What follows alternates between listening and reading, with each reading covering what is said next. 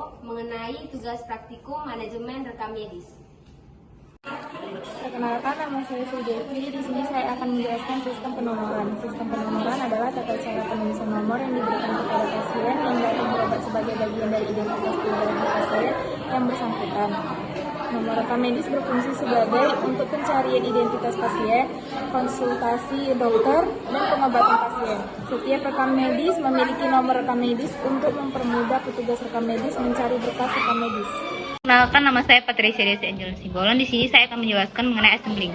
Assembling adalah salah satu unit perekam medis yang berfungsi untuk meneliti kelengkapan rekam medis serta merakit dokumen-dokumen rekam medis sebelum disimpan.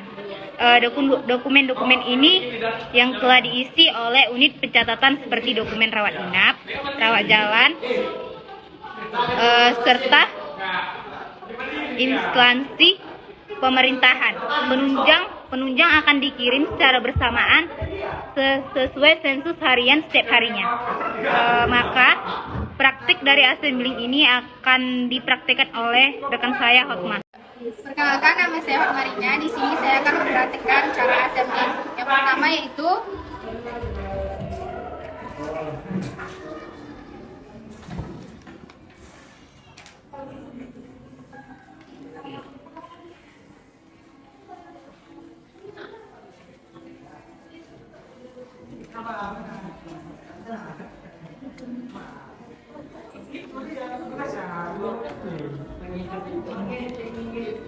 Saya Puspa Maharani akan menjelaskan bagian coding. Coding adalah penetapan kode dengan menggunakan huruf atau angka, kombinasi huruf dalam angka yang mewakili komponen data. Pengkodean rekam medis bertujuan terhadap penemuan dan penulisan kode penyakit dan operasi yang tertulis pada dokumen rekam medis berdasarkan kode yang telah ditetapkan pada ICD-10 dan ICD-9. Di sini saya akan mempraktekkan cara pengkodingan. Saya akan mengambil contoh kode penyakit pada ICD-10 volume 3 dengan nama penyakit hepatitis alkoholik. Pertama, buka dengan letter H.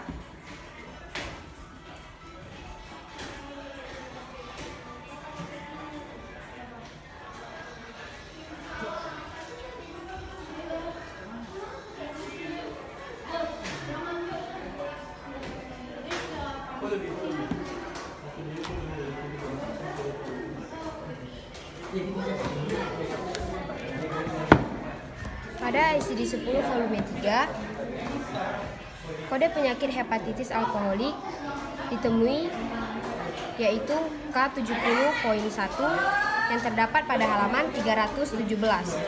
Dan untuk memastikannya, kita buka pada ICD-10 volume 1 dengan box K70.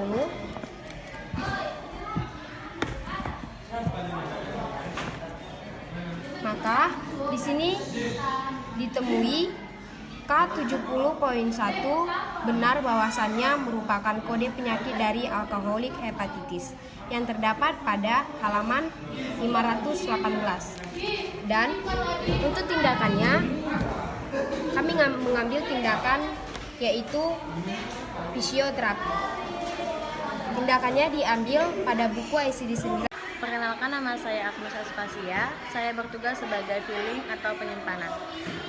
Selanjutnya, bagian filling atau penyimpanan adalah salah satu bagian dari unit rekam medis yang bertugas menyimpan dokumen rekam medis, menyediakan, meretensi dokumen, dan membantu dalam pelaksanaan pemusnahan dokumen rekam medis. Adapun sistem penyimpanan ada dua cara, yaitu dengan sentralisasi, merupakan penyimpanan rekam medis seorang pasien dalam kunjungan selama seorang pasien dirawat atau rawat inap yang disimpan dalam suatu tempat. Sedangkan desentralisasi adalah penyimpanan antara bekas rekam medis, rawat jalan, dan rawat inap terpisah.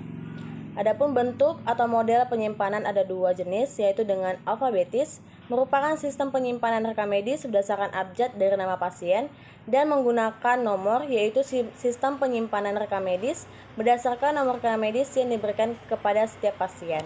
Karena menurut nomor terdiri dari 3, Yang pertama, sistem nomor langsung atau straight numerical filling system merupakan penyimpanan rekam medis dalam rak penyimpanan secara berurutan sesuai dengan urutan nomor rekam medis pasien. Yang kedua, sistem angka tengah atau middle digit filling system, yaitu penyimpanan sistem angka tengah menggunakan nomor rekam medis dengan 6 angka dan dikelompokkan menjadi 3 kelompok yang masing-masing terdiri 2 angka.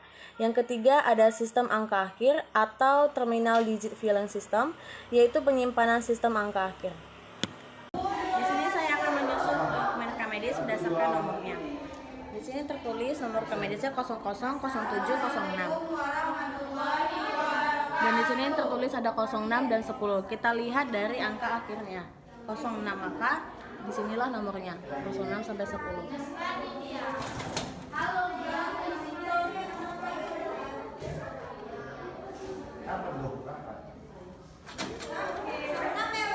Sekian dari saya, terima kasih.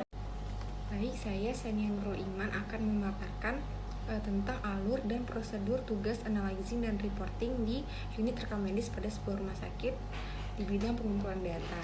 Untuk rawat jalan, yang pertama itu menerima laporan harian pada formulir sensus harian rawat jalan dan laporan bulanan dari instalasi rawat jalan. Yang kedua, menerima laporan setiap bulan dari unit pelayanan penunjang. Yang ketiga, input data laporan ke dalam komputer.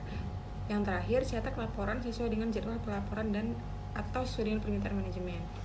Lalu, prosedur analyzing dan reporting pada rawat inap itu yang pertama menerima sensus harian dari Bangsal setiap hari, yang kedua menerima formulir laporan dari Bangsal atas setiap adanya kasus, yang ketiga rekapitulasi, yang keempat input data sensus harian rawat inap ke formulir secara komputerisasi, yang terakhir adalah cetak hasil rekapitulasi per Bangsal.